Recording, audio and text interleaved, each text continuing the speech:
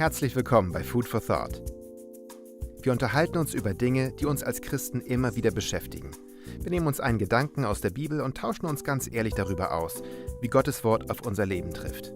Manchmal fordert uns das ganz schön heraus. Deswegen reden wir darüber. Und du kannst dabei sein. Schreib einfach deine Gedanken oder Fragen in den Chat. Mal sehen, was heute passiert.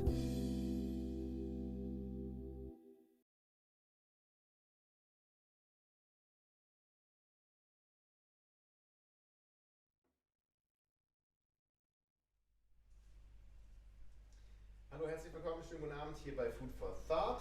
Welcome to Food for Thought. This is the first time in a few weeks that we're actually live again, so welcome, especially big welcome to all of you who are watching, if you're watching, and especially because you're invited to participate.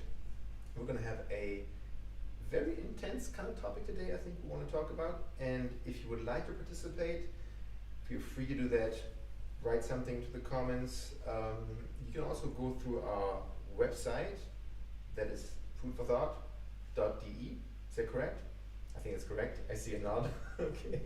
And you can leave a comment there without leaving your name. If you want to stay anonymous, that's cool. Okay, nochmal für euch, wenn ihr das nicht gehört habt auf Englisch. Wenn ihr gerne mitmachen möchtet, würde uns total freuen. Einfach was in die Kommentare reinschreiben und an der Unterhaltung teilnehmen. Ich freue mich auf unser Gespräch hier heute mit dieser richtig tollen Runde mit euch zusammen. Das ist klasse, mit euch zusammen. Das ist super. Heute wieder etwas andere Umgebung. Wir probieren immer neue Umgebungen aus und wir freuen uns, heute hier zu sein. Heute soll es ein bisschen um ein Thema gehen, wo man erst sagt, das Wort klingt irgendwie gar nicht so schön irgendwie, sondern eher so vielleicht sogar negativ, und zwar Regeln, die man aufstellt. Denken wir mal zurück an eure Kindheit. Seid ihr viel mit Regeln aufgewachsen zu Hause? Ja. Wow. Shoot away. Wer auch noch zuerst sagen möchte. Du hast halt Regeln. Du hast dich nicht dran gehalten und dann kam der Gürtel oder der Schere. Also, aber es war sehr liebevoll. Das heißt, es war nicht irgendwie so abusive. Ich muss meine Wut rauslassen. Okay. Aber Regeln auch im Zusammenhang mit Strafen? Ja, genau. Regeln und Strafen. Und dann kam immer der Spruch, es tut mir mehr weh als dir. Und ich, nein! Das glaube ich dir. Well, then no. Ja, aber es gab Regeln und ich würde sagen Regeln und dazu Strafen. Also Strafen sind bei mir mit bei Regeln drin. Wenn ich an Regeln denke, dann sollte es eine Strafe geben. Aber das heißt, okay. Wenn man sich Ja, nicht wenn an noch die was Regeln hält. Wie ist es bei euch? Ja, 3 Fragen dazu. Wie ist es bei euch? Wie seid ihr aufgewachsen in Bezug auf Regeln? Viele Regeln, gar keine Regeln. Ja, bei mir war es so, beide Elternteile hatten so total verschiedene Arten von Regeln. Und das war dann manchmal sehr schwierig. Meine Stiefvater ist sehr streng geworden und meine Mama war, es geht alles. Und besonders weil er ist aufgewachsen mit 15 andere Kinder im Haus. Ja. Und natürlich dann muss es dann wie so, das darfst du nicht nehmen und das und das und das. Aber dann, weil meine Mama ist dann mit 5 und sie war die Älteste, hat sie dann viel zu tun und dann, sie wollte uns immer schonen davon. Sie wollte, nein, ihr müsst nichts machen. Das ist so dann, und das habe ich dann natürlich mit meinen Kindern dann immer gedacht, okay, das müssen wir viel miteinander schon reden, bevor wir überhaupt zu dem kommen, dass wir zwischen uns schon eine klare Linie haben. Weil ich finde, das bei mir war sehr schwierig. Also okay, kann also auch, gerade wenn es Missverständnisse oder wenn es Uneinheitlichkeiten gibt, Genau. nicht so ganz easy. Okay. Wie ist das bei euch? Also bei mir waren die Regeln relativ loose, weil ich war nur mit meinem Bruder und meiner Mutter und meine Mutter musste richtig lange immer arbeiten. Und deswegen war ich eigentlich immer free to go, so was ich möchte. Und deswegen ich muss mir das alles so selber so beibringen. Also Ja, aber es ging. Also es war so Moral hatte ich schon wegen meiner Mutter später, also auch später im Tag. Aber so andere Sachen, so Essen und sowas, das war dann, wie du das halt möchtest dann. Okay. Wenn die Küche halt schmuddelig ist, nach dem Essen ist nicht so schlimm, oder? Nee, das nicht. Das kam dann, Ach so. wenn sie nach Hause kam. Dann. Ich verstehe. Bei mir im Iran, also die Gesellschaft hat ja erstmal die Regeln für uns und das waren halt ganz viele Regeln. Aber auch mein Die Vater. gingen auch in die Familie rein, die Regeln. Also ich meine, in die Familie rein, in dem Sinne, dass halt Islam hat ganz viele Einflüsse hatte, ja, auch auf uns Mädchen sozusagen, wie wir uns zu verhalten haben, wie sollen wir raus sein dürfen, wie es ist in der Gesellschaft, wie sehen die anderen das. Es ist halt nicht gut für ein Mädchen, wenn die Sonne runtergeht, draußen zu sein. Und das alles hat von meinem Vater auch sehr viel präsent hat. Ne? Und ich bin auch in einer Stadt aufgewachsen, die halt sehr religiös war. Und er mit 3 Mädchen, also er musste immer so aufpassen. Sehr dominante Vater habe ich ja auch, also damals war er sehr. Und ja, es gab echt viele Regeln, also wir haben uns sehr eingeengt gefühlt, also wie 3. Und ich halt als ältestes Kind am meisten. Also das erste Kind kriegt immer alles erst. Irgendwo müssen die Eltern ja anfangen zu üben. Es ist leider echt so. Aber du hast gerade schon gesagt, also eingeengt gefühlt. Die Gedanken, die mir schon jetzt auch bei Luca kamen und bei euch allen so ein bisschen, wenn man von Regeln spricht, dann spielt auch sofort das Wort Strafe eine Rolle. Oder Konsequenz. Genau. Also mit anderen Worten, Regeln, okay, was passiert, wenn man sie bricht? Was passiert, wenn man sie nicht bricht? Kriegt man eine Belohnung oder gibt es so eine Strafe? Wie fühlt man sich dabei? Oder wie wirkt das eingeengt fühlen oder nicht? Also da sind viele Gedanken, die sofort und die auch heute, glaube ich, immer noch eine Rolle spielen für uns als Erwachsene.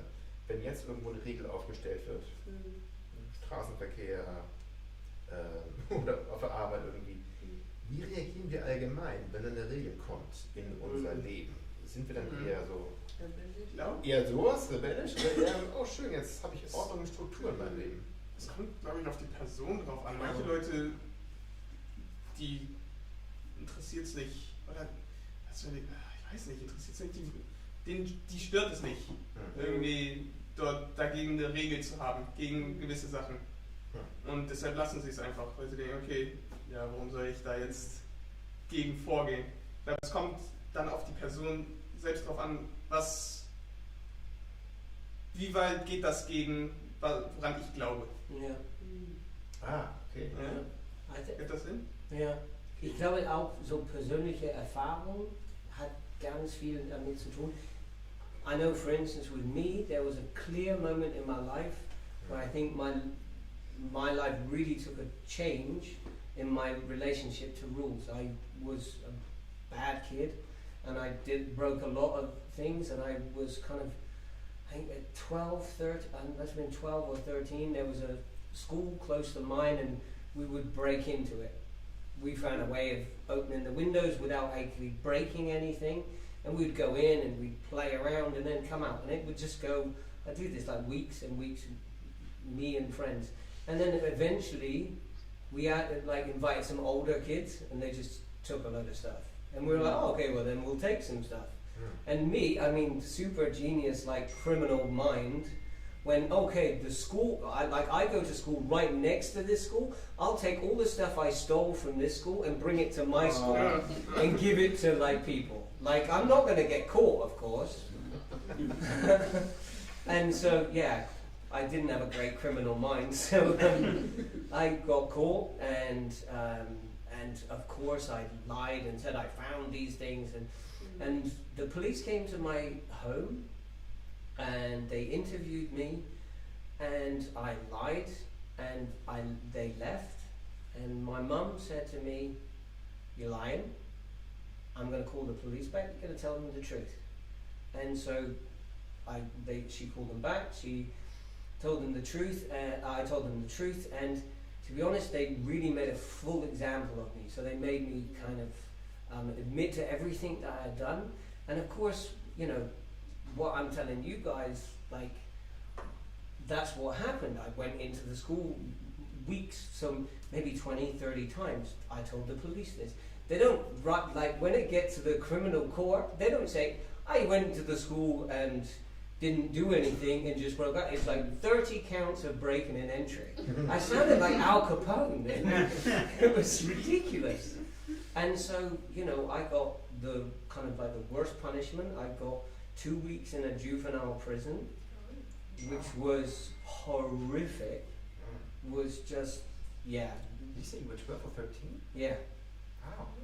It just got, yeah, everything kind of like thrown at me. And basically during the period, I wasn't alone. And my mum said to me, look, you don't have to tell on your friends, but these are the consequences. You're not going to do this. She dragged me to the school. I had to apologize to the principal, had to stand in front of the whole school and apologize to everybody. It was like consequence after consequence. When they put me in the juvie prison, she was devastated because she never thought that it would go that far. And actually, even up until the point when she passed away a year ago, that was still one of her biggest regrets. And I constantly said to her, no, you saved my life. Because the 3 friends that I broke into that school with have all ended up either in prison or in all kinds of things. And so that was a point where I completely understood the reason for rules. And a completely different understanding of them and how they can shape your life and help you move forward in a very positive manner. Now, this is of course interesting because what I want to aim at is we have our experience with rules, breaking some, following some, maybe consequences. What happens now that we're in a relationship with God, or maybe considering that, and you bring in rules? Also Bezug auf Gott, auf unsere Beziehung mit Gott. Welche Rolle spielen Regeln da jetzt für uns heute? Ist das, was man sagt?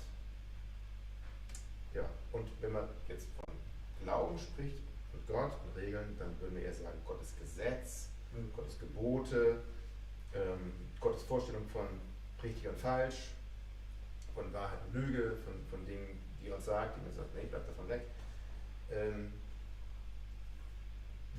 Wie ist das für uns? Wie gehen wir um mit Regeln in Bezug auf unseren Glauben? Welche Erfahrungen haben wir da so gemacht? Finden wir das ähnlich schwierig oder ist es da eher besser? Oder?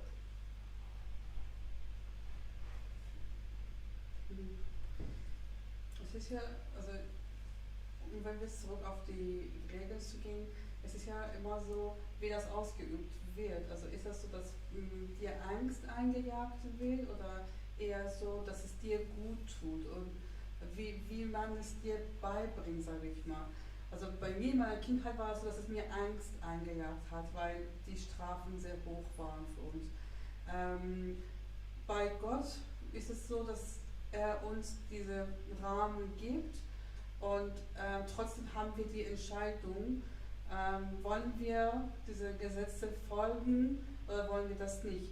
Und als erstes kommt die Beziehung zu ihm, die Liebe zu ihm und dann aus uns heraus wollen wir das.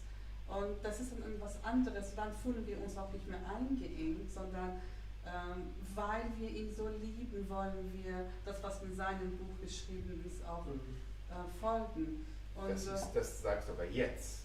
Das ist jetzt dann deine aktuelle Erkenntnis. War das immer so? Nein. Also ich habe angefangen in die Gemeinde zu gehen mit der Einstellung, sobald die mit Finger auf mich zeigen, ich will rausgehen. Du musst, weil ich von Islam komme und das hatte ich genug, brauche ich das gar nicht. Und das war auf gar keinen Fall der Fall, sondern wir wurden mit Liebe umarmt und willkommen geheißen. Und wenn jemand zu uns gekommen wäre, hier so würden wir sofort weggehen. Und trotzdem gibt es ja Regeln im christlichen Glauben. Ich weiß nicht, wie man es formuliert, aber es gibt sie irgendwie. Ne? Es gab bei uns, also meine Mutter ist in so eine brasilianische Gemeinde gegangen, Assembleia de Deus. Und dort hatten die Regeln, wie zum Beispiel, du darfst nicht tanzen, du darfst deine Haare nicht lang wachsen lassen.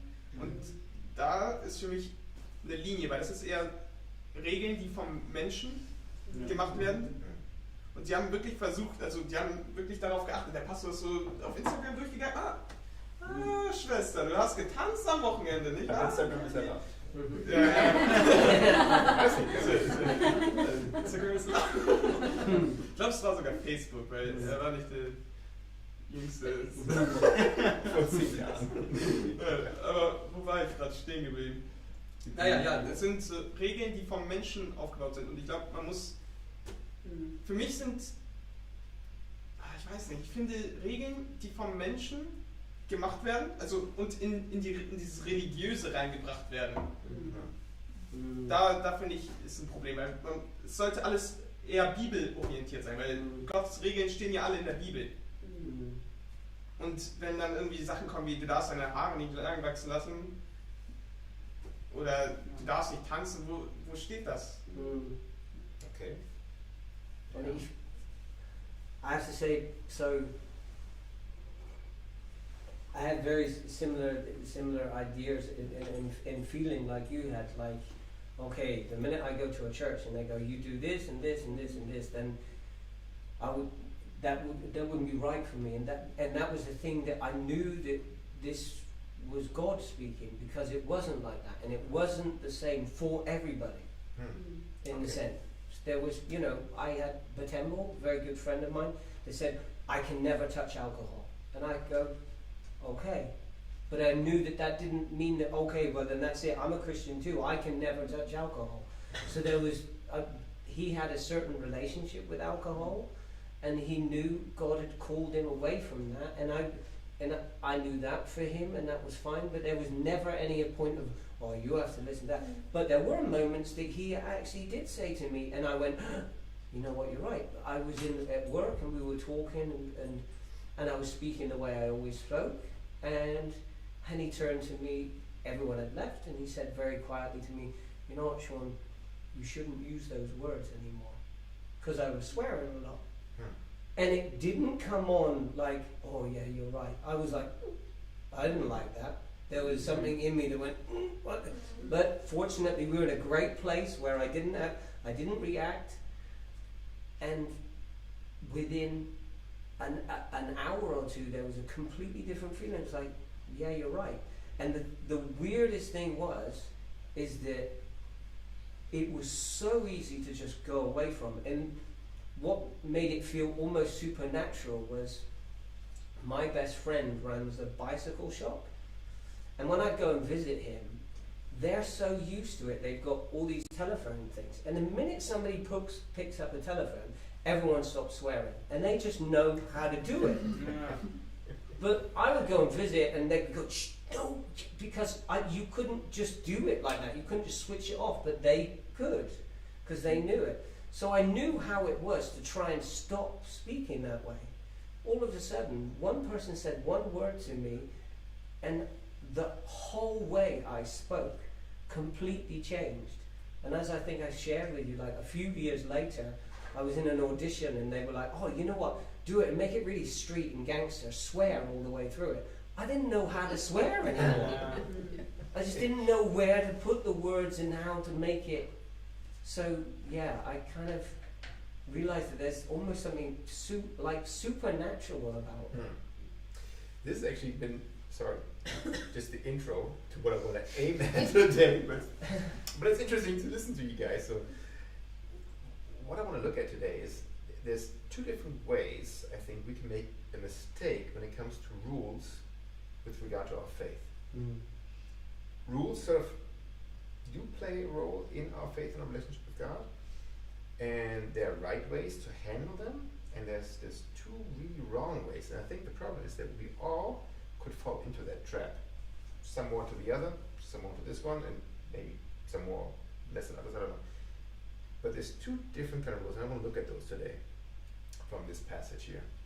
Und die lesen wir mal auf Deutsch vor einfach. Das sind aus Römer 3, super wichtige, zentrale Verse, Römer 3, 20 bis 22. Das sind nicht Coffee Mug Verses, aber das ist so, wenn man was auswendig lernen möchte, die sind immer gut. Okay, also, lies mal vor. Da heißt es, das ist jetzt Neues Leben, Bibel, denn niemand wird in Gottes Augen gerecht gesprochen, indem er versucht, das Gesetz zu halten. Im Gegenteil, je besser wir Gottes Gesetz kennen, desto deutlicher erkennen wir, dass wir schuldig sind. Der Vers 3 schon. Cool. Geht noch weiter. Doch nun hat Gott uns unabhängig vom Gesetz einen anderen Weg gezeigt, wie wir in seinen Augen gerecht werden können. Einen Weg in Übereinstimmung mit dem Gesetz und den Propheten. Wir werden von Gott gerecht gesprochen, indem wir an Jesus Christus glauben. Dadurch können alle ohne Unterschied gerettet werden.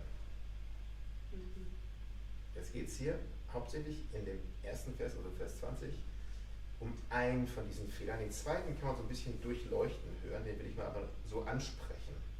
Dieser andere Fehler oder dieser andere Fehler im Umgang mit Regeln in Bezug auf Gott. Und zwar, der erste falsche Weg, mit Regeln umzugehen, wenn es um Gott geht, wäre vielleicht dieser, dass man sich durch Regeln beaufsichtigt und unterdrückt fühlt. Und sei es auch nur fühlt. Weil, ja, es gibt Regeln in Beziehung mit Gott, aber sie sollen nicht unterdrückend sein, sollen auch nicht beaufsichtigend sein. Ich könnte mal darauf eingehen, wie man damit umgeht. Der zweite Fehler, und der kommt hier noch deutlicher raus tatsächlich, ist der, dass man Regeln als Checkliste benutzen könnte, um sich gut zu fühlen vor Gott. Dass man sagen kann, okay, guck mal hier, das war eine Regel und das habe ich geschafft, zack, bin ich auch schon gut, so, Gott, guck mal, ist so gar nicht so schlecht. Und dann fühlt man sich irgendwie ein bisschen besser, weil man hat die Regeln befolgt sozusagen. Und vielleicht kennen wir das von zu Hause irgendwie. Dann deckst du zu Hause oder bevor es dunkel wird, hast du geschafft und dann nicht nur gibt es dann keinen Ärger, vielleicht gibt es dann sogar auch einen Bonbon oder irgendwas. So, okay, schön. Das ist ein Problem. Und gerade, also Paulus in Römer 2 und Römer 3, sehr, sehr theologisch wichtige Kapitel so. Und da geht es besonders, wenn er die Juden anspricht, hier in ihrem Umgang, wie man mit Regeln umgeht, wie man mit Gottes Gesetz umgeht. Und dass das nicht geht. Aber noch zurück auf diesen ersten Punkt, auf diesen ersten Fehler, Regeln zu verstehen als einengen, als einschränkend, vielleicht unterdrückend sogar. Wer von euch mal ganz Hand aufs Herz empfindet manchmal, dass das könnte ein Problem sein in meiner Beziehung mit Gott, dass ich mich manchmal ein bisschen eingeengt fühle. Ja. Also ganz ehrlich, ja. Ich habe das auch von zu Hause. Ich war früher so ähnlich wie bei Luca, hätte ich auch gesagt, ja, Regeln verbinde ich immer direkt mit Strafe und mit, es gibt sehr, sehr viele Regeln. Das war bei mir immer früher so mein Erleben. Ich glaube, meine Mutter sitzt hier. Aber das war früher immer sehr stark meine Erfahrung, dass ich mich dann auch eingeengt gefühlt habe und es immer eher dieses war, okay, hier ist eine Regel, jetzt mache ich das erst recht. So, jetzt breche ich die erst recht. Oh wow. Aber ja, also das war dann immer eher meine Denke, so ja, wie kann ich das irgendwie noch machen, was wären dann Konsequenzen? Aber tatsächlich, je älter ich wurde und auch je transparenter ich mit meinen Eltern wurde, haben dann auch die Regeln irgendwann nachgelassen. Und dann war es weniger dieses, ja, du musst und mehr, du kannst ja eine Erfahrung machen und dann schauen, wie sich das auf dein Leben auswirkt und dann basierend darauf vielleicht auch selbst deine eigenen Regeln etwas mehr auch dir selbst aussuchen. Und tatsächlich, je mehr mir Freiraum gegeben wurde oder quasi je lockerer die Leine gelassen wurde, desto mehr ist mir aufgefallen, wo vielleicht Sachen sind, die vorher für mich Regeln waren, die aber dann irgendwann freiwillig wurden. Und ich glaube, im Glauben ist es für mich nicht immer ganz so einfach, Regeln nicht als was Erdrückendes anzusehen, sondern eher als, ich möchte nicht sagen Vorschlag, ich glaube auch überhaupt nicht, dass die Regeln ein Vorschlag sind, aber eher auch so eine Art und Weise, also eine Art und Weise Gottes, mich zu behüten und mich auch zu beschützen vor Dingen.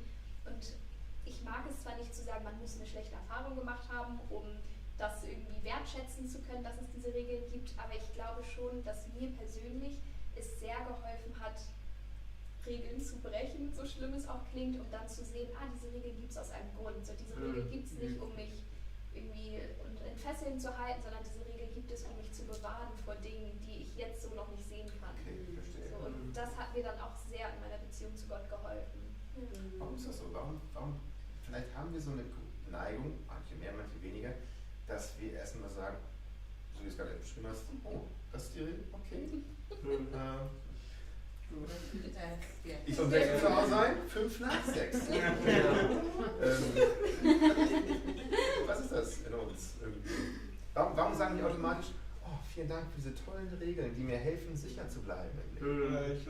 Ich glaube, das liegt daran, weil wir denken, dass wir es besser wissen. Wir wollen nicht von irgendjemandem anderen gesagt bekommen, was wir zu tun haben.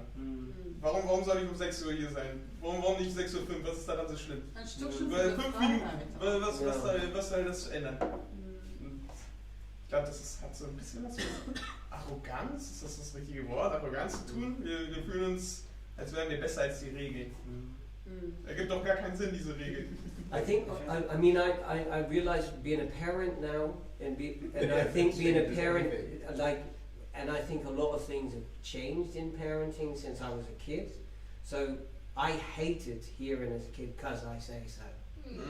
I just absolutely hated hearing that. So I've tried my utmost to always explain to my children why it has to be like this and what. But the truth is that there are moments where you just need to say, "No, I need you to listen to me because I say so." And I think so often that's what we want from God. I want to know exactly why it needs to be like that. And then I can follow it. Then I can understand it. But there's an arrogance in us, and I think, when it comes down to it, what was the first sin is like to take something that allows us to understand the difference between good and evil. Yeah. And so we are constantly saying, no, I want to be the judge of what's right and wrong. But does that mean that following rules, having rules, is just about good and bad things? Does that differentiate just good and bad things, and that will lead to another good and bad? Does that mean my faith with God is just about good or bad things as well? No? It also makes me think. Okay, sag erst mal. Ganz kurz, was auch Melinda gesagt hat, dass du sehr, sehr viele Regeln hast, wo du dich auch sehr eingeengt gefühlt hast. Ich weiß natürlich nicht genau, was all diese Regeln waren, aber dann gibt es natürlich auch ein bisschen angelehnt an was Habi meinte, die Frage von, was ist denn, wenn man Regeln hat, die nicht dein Bestes sozusagen am Herzen haben? Das gibt es ja auch.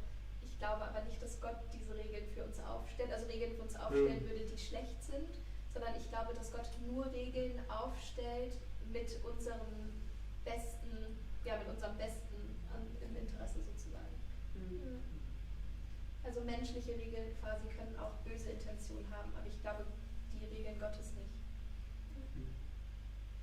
Allein die sind ja auch das Frame, dass wir wissen, was gut und böse ist. Ansonsten hätten wir gar keinen Maßstab, um zu wissen, was wir in der Welt, also was in der Welt richtig und was falsch wäre.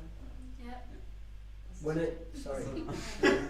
One of the things, like with the Ten Commandments, I always use one of them as for me is such a personal testimony that when people say to me, but the Bible, men just wrote it. And for me, because of the Ten Commandments, that you not to covet your neighbor's wife, I was like, well, what man could ever write a law that he can never judge? So how can anyone ever judge whether or not you're coveting anyone? Only God could write something like that. Okay, see what you mean. I mean, I do definitely see here, even in this 21st century, we all human beings, we have general rules.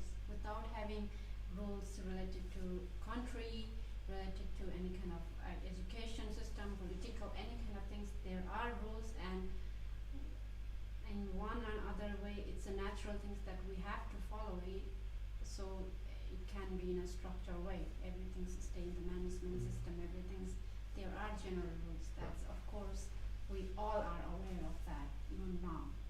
Despite of we younger people don't like hearing the word rules, regulations and stuff. It's still there, it will never leave us, whether till we won't die. You just have to, if that's, then you have to, stay in the middle of nowhere and do nothing.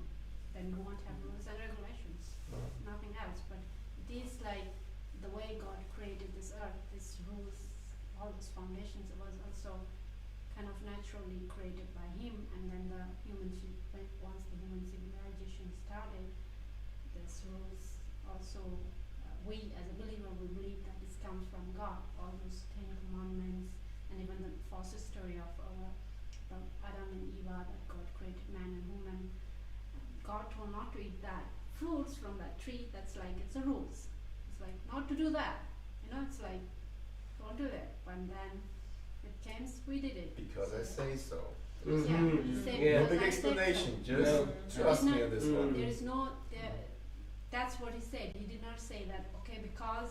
Well, he did say, because if you do that, okay. Yeah. But it could be that, I don't want a better explanation than that, Yeah, that's true. And that has always, we can always see as a believer, it has exists, the more rules existed already from the beginning as well, that I can still see. But it's still our rules. It's like, we still, I think I don't know how it goes, but we younger generation, especially more teenagers, like not like teenagers, but when they just heard about rules and regulation, then there comes like being doing the things opposite to that, But when it comes with the relation, now the question was about your relationship with God, how the rules play important role, right? Having this personal relationship with God. I think here I really agree with what Melody says, that once we know already that God loves the way we are,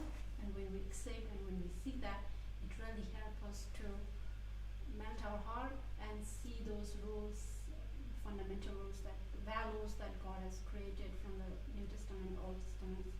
It helps us to follow, or encourage us to follow. His love helps us to follow, and encourage us to follow it with joy. Not because we have to, but we love to do that. Das Go ahead. Okay. Bei mir war das so ein bisschen anders, weil, also ähnlich wie bei dir, mein kompletter Freundeskreis, das waren eigentlich nur Muslime, weil bei mir waren eigentlich nur Muslime. Und ich war als Christ war ich so alleine sozusagen. Und die meinten, also da kam immer sowas so, ja, als Christ darfst du auch nicht Fleisch essen und sowas. Oder warum gibst du dem Bettler kein Geld? Das wäre ja auch Nächstenliebe und sowas. Okay. Und also ich wurde so richtig gejudged. Und für mich war es dann das Schlimmste, wenn ich irgendwas mache, was auf jeden Fall eine Sünde irgendwie ist. Oder was einfach so eine Regel einfach erbricht irgendwie. Und deswegen war ich so, okay, wenn alle anderen Leute das schon sagen, dann wie ist es für mich dann so? Und dann war ich so, wenn ich irgendwie jetzt eine Regel breche, dann das hat mir richtig wehgetan. Und auch, ich wusste schon, dass es eine Sünde ist, zum Beispiel. Zum Studium war schon viel. Und dann, ich wusste, dass es nicht gut ist, aber ich weiß nicht, also ich musste mich so ein bisschen losreißen, vor allen Dingen, weil es vorher so schlimm war für mich. Ja. Interessant, dass du das hier ansprichst. Also, natürlich, Regeln spielen wahrscheinlich in jeder Religion eine Rolle. Denk mal, es gibt fast keine Religion ohne Regeln. Die Frage ist nur, und das ist, welche Rolle spielen sie ganz genau für uns, wenn wir Jesus nachfolgen? Ja. Und gibt es für uns Menschen alle so eine diese bestimmte Fallen, die wir tappen können, weil wir entweder immer negativ eingestellt sind, wenn es um Regeln geht, das haben wir irgendwie alle so, ehrlich jetzt, okay, oder eben auch dieses andere Ding, und ich glaube, es gibt Leute, die sind ja gar nicht allergisch auf Regeln, sondern die finden es super, weil es ist der Weg, um zu zeigen, ich hab's unter Kontrolle und ich bin echt gut drauf. Und jetzt zum Beispiel, da kommt jetzt jemand, der battelt und ich habe was gegeben. Klasse. So, und welche Rolle ist das hier ganz genau? Da spricht Paulus voll rein, also Vers 20, wenn wir das mal kurz angucken. Denn niemand wird in Gottes Augen gerecht gesprochen, indem er versucht, das Gesetz, Regeln, Gebote, wie auch immer, Gottes, also Vorstellung von dem, was gut und böse ist, zu halten. Im Gegenteil, je besser wir Gottes Gesetz kennen, desto deutlicher erkennen wir, dass wir schuldig sind. Also, in der Theologie zwei oder drei verschiedene Funktionen, die man anspricht. Welche Rolle spielt das Gesetz? Zweites mal weg, es geht nur um diese hier, die wir ansprechen, dass sie sagen, das Gesetz ist eigentlich wie ein Spiegel, der also keine Checkliste ist, ne, wo du sagen kannst, habe ich, ja, nicht so gut, aber immerhin mehr gut, sondern das Gesetz ist ein Spiegel, in den wir gucken, der uns ganz brutal zeigt, dass wir Hilfe brauchen. Ja. Aber total brutal. Zeigt so. Das ist ein christliches Verständnis von Regeln. Also ein Spiegel, der uns vors Gesicht gehalten wird, der uns zeigt, wir sind verloren. So, jetzt die Frage, ist das jetzt eine gute Nachricht oder ist es eher schwierig? Wie fühlt sich das an für uns? Ja, wir haben die Antwort. Das ist Ja. eine gute. Wenn wir die nicht hätten, wäre echt Nicht, schrecklich. ganz genau, aber ganz intuitiv erstmal. Gehen wir damit so um? Ist das für uns so? Like, one of the things that I always think about that, like, you know, with Islam, for instance, you can often get countries that are completely under Islamic rule. But that doesn't happen with Christian rules because we know, okay, we can place everyone under those rules and they still won't go to heaven. They can be all forced to live under those rules, but they still won't go to heaven. Even though they follow all of those rules, because we know that's not the key. And that I think is such a really important thing. If they could. Yeah, if they could, of And course. if you want to eat Yeah. both chapters, Romans 2, Romans 3, Yeah. you would say, okay, that yes, first of all, you're trying to play the rule game, you're going to lose. Yeah, But even if you do well, you're still lost. yeah. So you can't lose in this thing. Yeah. So if you want to play it that way, if you want to use the law in that way, by showing that you're actually a good person, it's not going to go well for you. Aber so die Frage, wieso tendieren wir überhaupt dazu, wenn wir jetzt, denk mal vielleicht in eine Situation, heute Abend, ihr geht ins Bett und ihr wollt vorher beten. Oder nehmt irgendwann, ich weiß nicht, wie ihr betet, morgens, abends, irgendwann so wie, und nehmt euch 5 Minuten und nur Gott und ich. Was ist es in uns, dass wir, wenn wir allein sind mit Gott, dass wir irgendwie ihm doch zeigen wollen, wir sind doch gar nicht so schlecht vielleicht.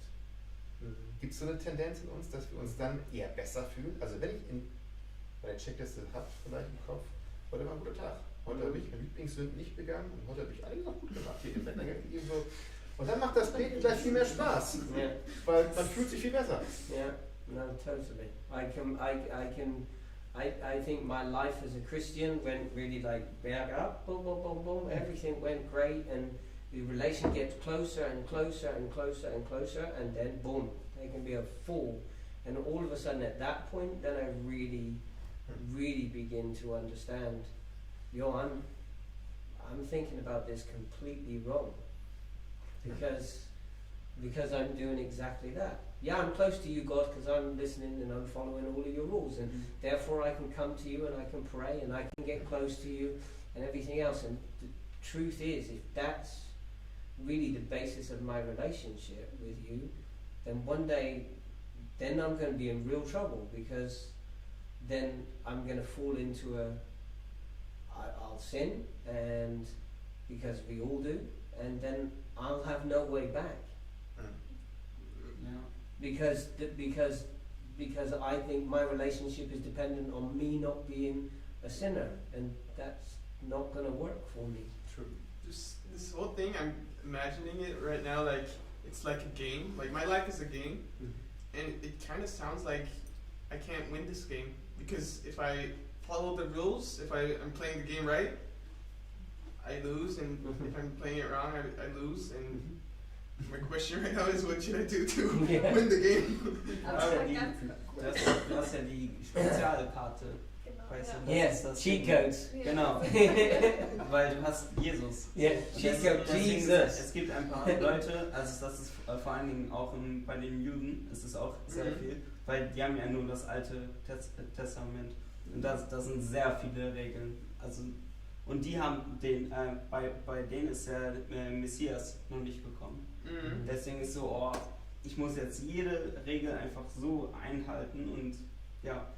Und bei uns ist es halt, wir müssen die auch, also versuchen einfach so einzuhalten, aber wir haben auch Weg raus. Also wir haben Vergebung, ich glaube, durch die Vergebung wird die Relation mit Gott viel intensiver, also, weißt du? Und ich glaube, Sorry.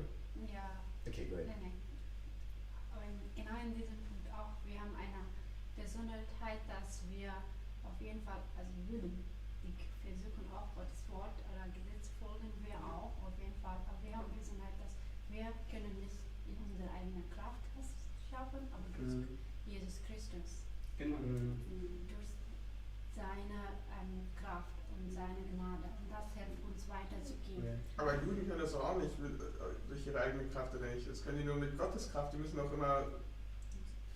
Die Opfern Juden eigentlich immer noch Lämmer und so etwas? Ja, es gibt ja keinen Tempel im Moment. Ja. Aber das ist noch ein anderes Thema. Meine, Das ist ja ein Riesenthema. Kraft. Die machen auch, aber allgemein in diesen Situationen, Jesus, Gott und Heiligen, das 3 ins 1. Das kommt rüber. Wenn ich jetzt sage, dass es geht nicht um das, aber das ist genau, die glauben nicht an das hier. Deswegen, die machen. Aber der Punkt ist ja genau der, also Paulus spricht hier die Juden an, das stimmt. Und er spricht in diesen beiden Kapiteln, Nummer 2 und Nummer 3, den Umgang der Juden damals an mit dem Gesetz. So, viele Dinge. Aber der Clou ist ja für uns heute, dass wir genauso diesen gleichen Reflex haben können, nämlich nicht so sehr, dass wir uns auf Dinge verlassen, die für uns heute nicht gelten, aber dass wir auch sagen können, oh, wenn ich die Regeln befolgt habe, fühle ich mich gleich viel besser, als wenn ich nicht befolgt hätte. Und wenn ich weiß, heute war ein guter Tag und ich war irgendwie nett und ich war geduldig mit den Kindern und all sowas, dann fällt mir das Beten gleich, oder das in Gottes Gegenwart kommen, irgendwie viel einfacher, als wenn ich total versagt habe. Und ich glaube, dahinter ist doch der gleiche Reflex, wie der, den Paulus auch hier anspricht. Und das finde ich so spannend. Wir haben das gleiche Problem. Es ist nicht der Druck von der Gesellschaft oder überhaupt die Erziehungsmethode bei uns Menschen, dass wir das immer gelernt haben, mit den Gesetzen aufzuwachsen und denken, wenn wir das machen, wir bekommen Lob von Eltern in der Schule, in der Gesellschaft, wenn wir das richtig machen, wenn wir das falsch machen, dann halt die Strafe und dann irgendwie ist es so in uns verankert, dass wir denken, dass es auch in unserer Beziehung zu Gott genauso darum geht. Und dann erst mit solchen Gesetzen und Gnadenprediger mussten wir uns davon befreien, dass es doch nicht so ist. Mit solchen Versen meine ich, dass es doch nicht so ist, dass Gott darauf wartet, was wir tun. Allein die Beispiele, dass der ein Dieb neben Jesus auch mit ihm in den Himmel geht, soll ja das beste Beispiel sein. Er hat ja gar nichts getan, hat nur geglaubt zum Schluss und trotzdem ist er errettet. Und dass wir das immer wieder uns so verinnerlichen, dass es so ist, dass es nicht um Taten geht. Ich glaube, das braucht Zeit, wenn wir zum Glauben kommen. Wir müssen aus diesem Rhythmus, aus diesem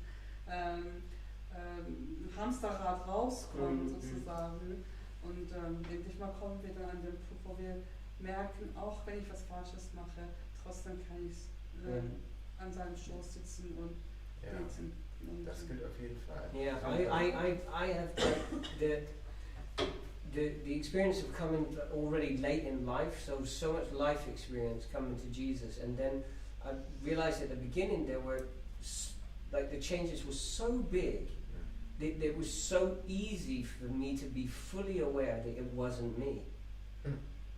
It was, and I think through years of experience of being a Christian, then I started to take credit for it.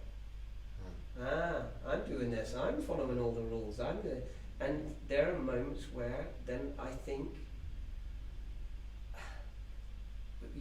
through pride coming in, then I'm not working on that same level, and then your pride comes before a fall. It's boom, then I'm going to fall down. You fall down, and this is the beauty of what our parents are always trying to tell us, and God's like the consequences are there for a reason, because when I fell, then I can start to learn, no, I can't do that alone. So even that checklist of, okay, I've had a good day, but not because I've done anything good, but because God's been there with me and helped me, because the truth is, I know without him I'm exactly the same messed up, horrible person I was before. There's nothing in me that's changed. It's Him that's in me, and that's the change. That helps you because you know it, and you know it very clearly from your mind and heart. But sometimes we also as a believer, we know, but it still is like there's this feelings like, yeah, as you said, the same things, yeah, I did that today. It's quite good. Yeah. Just come to God and it's like, thank you, Lord, I am able to do that.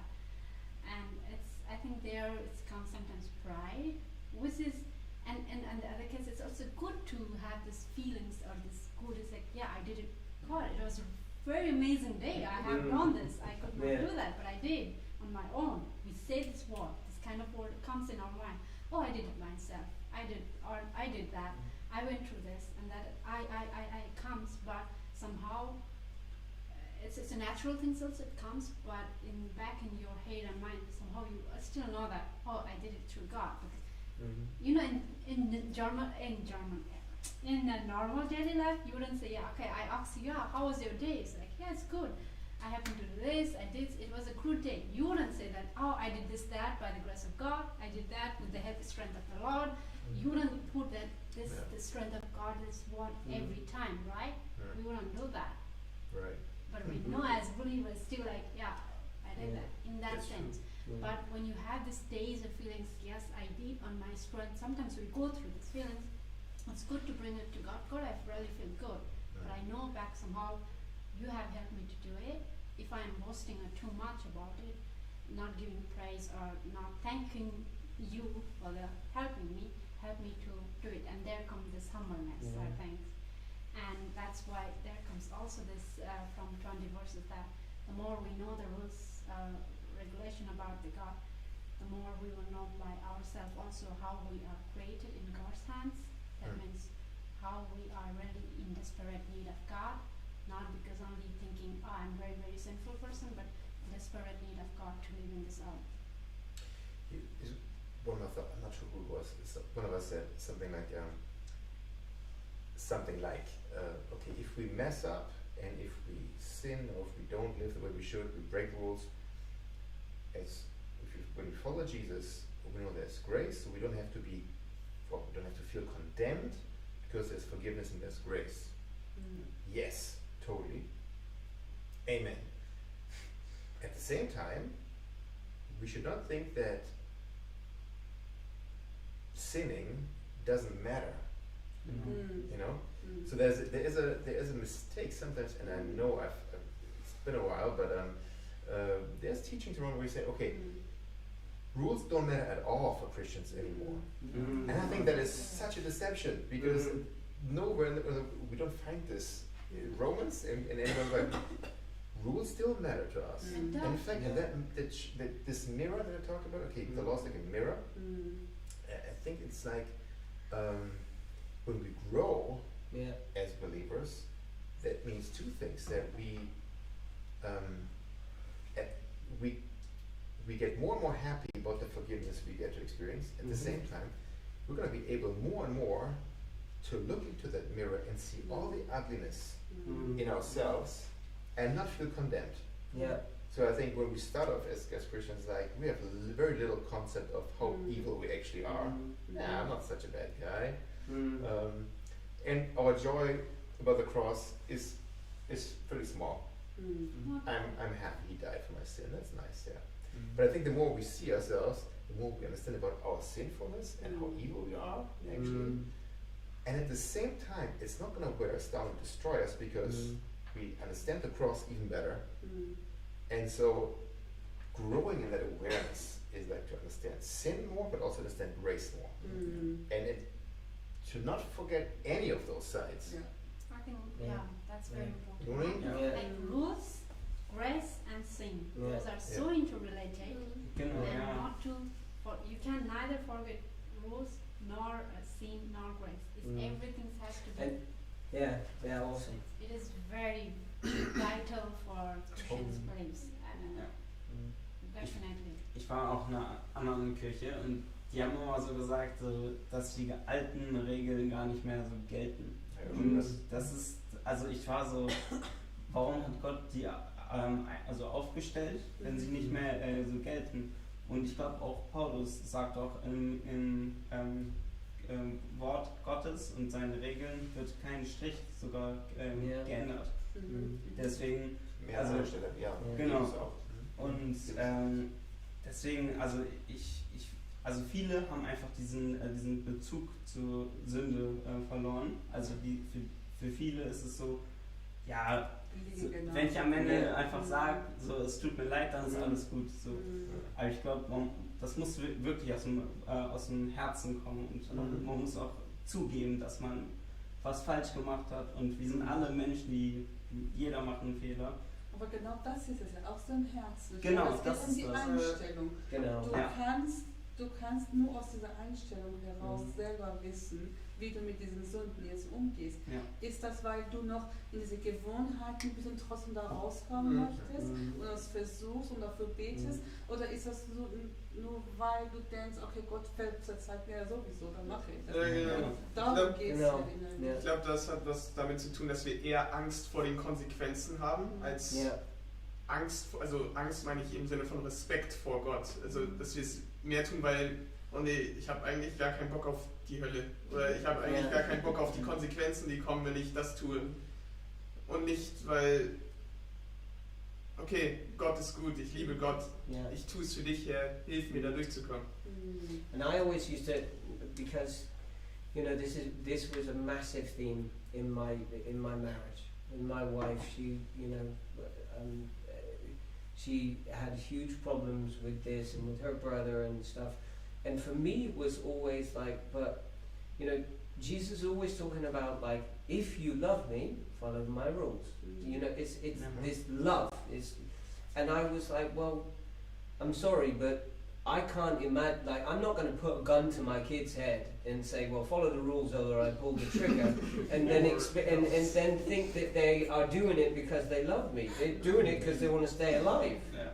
There's no way to actually express love under the threat of a terrible thing. So that's why God has to go, right, you're saved, you're mine. Now what you do for me is an expression of your love, not because if you do, these are the consequences. And I think that's so difficult to hold on to, because it is so easy. What, just as you said, and the devil did it to Jesus. Said, jump off the building. Look, you know that God's going to catch you. You know nothing's going to happen to you. So, and it's almost the temptation that he gives to all of us. He goes, come on, you know the relationship with the rules. You know Jesus has died for you. Do it. And it's exactly the same thing, but we're faced with the same kind of thing. Like, yeah, but no, I'm not going to do that because I love Jesus.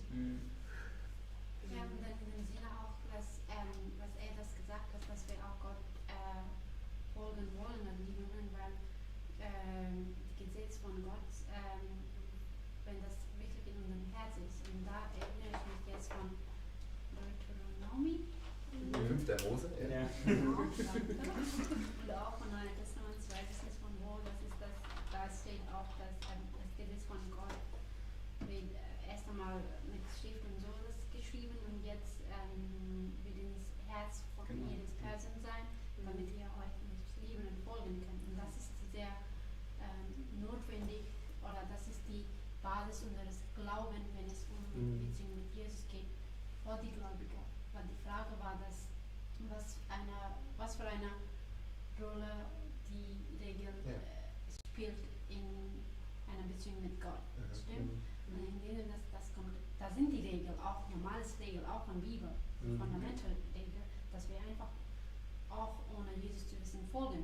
Beispiel, ein Beispiel, respektiere deine Eltern und solche Sachen, das ist normales für mich. Normale Gesetz oder so, sozusagen. Aber da sind auch die Regeln für uns Gläubige, deswegen wichtig. Man weiß das schon, wenn hier und hier ist, dann da, ist viel, wegen Liebe Jesus folgen. Das hilft wirklich vor Gott. Ich rede jetzt von den Gläubigen. Allgemein, die an Gott glauben, einfach, dass da ein Jesus gibt und sowas, ja.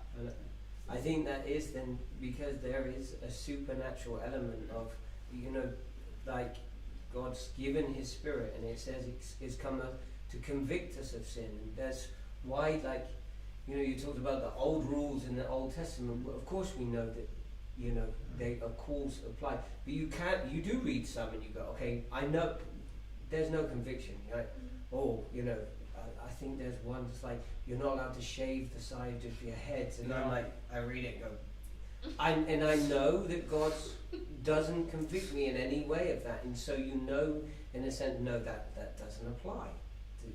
I don't know why God had that at that time. That maybe there was a lot of people with really bad haircuts. I don't know. There's different kinds of laws in the Old Testament. That's a conversation for another day. Yeah, for sure. Some are valid today. Yeah. Others are actually fulfilled in Christ. There's I forgot who said something good, but it reminded me of something we talked about with some of you guys. I know we have talked about this concept many years ago, about there's two different kind of community models that work with rules. There's the Club Model, das Vereinsmodell, die haben Regeln. Mehr oder weniger, wenn ich da eintreten will, Fußballverein, da steht dann, wie sind die Regeln? Saubere Schuhe auf dem Platz oder gar nicht, keine Stollen und lang so, nicht länger als so und so. Und wenn du das befolgst, dann darfst du bei uns Mitglied sein. Wenn du die nicht mehr befolgst, die Regeln, fliegst du raus. Oder Eintritt zahlen, irgendwas. Das heißt also, die Regeln, das Befolgen, das Brechen von Regeln, entscheiden darüber, ob du dazugehörst oder nicht. Dann gibt es das Familienmodell, von dem du gerade gesprochen hast. Und das Familienmodell ist eher so, dass du sagst, weil du mein Kind bist du um 6 Uhr bitte zu Hause. Nicht damit du mein Kind wirst, sondern weil du mein Kind bist. Du gehörst schon dazu, du bist schon in dieser Beziehung. Und wegen der Beziehung gibt es eine Regel für dich. Nicht, damit du was beweisen musst, sondern eben gerade, weil du mein Kind bist. Genau. Aber auch mit der Konsequenz, wenn ich 5 nachkomme, heißt das nicht, dass ich nicht mehr das Kind bin. Es gibt vielleicht Konsequenzen. Und wenn ich die Herdplatte anfasse, gibt es Konsequenzen, weil ich sie verstanden habe, keine Ahnung. Mein persönlich liebstes Beispiel ist immer, mit den Kindern zum Zahnarzt gehen, in bestimmten Alter. Papa, wie kannst du mich lieben, wenn du mich hier mit hinnimmst? Glaub mir, du musst mir einfach vertrauen. Ja. Kannst du dir erklären, das ist gut für dich, wie im Leben. Doch, ist so. Aber die Regeln sind Ausdruck davon, dass du schon drin bist in der Beziehung mit Gott. Das ist sehr entscheidend, dass wir das nicht verwechseln. Ne? Okay, und dass wir nicht in diese Falle fallen. Also, lass uns doch heute Abend vielleicht mal das funktioniert gegen durchlesen, gucken, was wir machen an dem Ganzen. And the same is true for you guys. If you think, hey, wait a minute, what role do actually rules play in my life when it comes to faith and following Jesus? Romans 3:20 to 22 are amazing verses, and some others too, maybe the whole chapter 2, chapter 3. Just take a look at those. And if you want, again, type something in the comments. We'd love to hear from you. Vielen Dank nochmal an euch. Hat Spaß gemacht. Hier machen wir einfach mal Schluss. Und gerne wieder bis zum nächsten Mal. Einfach connected bleiben über prayer-south.de. Tschüss, bis zum nächsten Mal.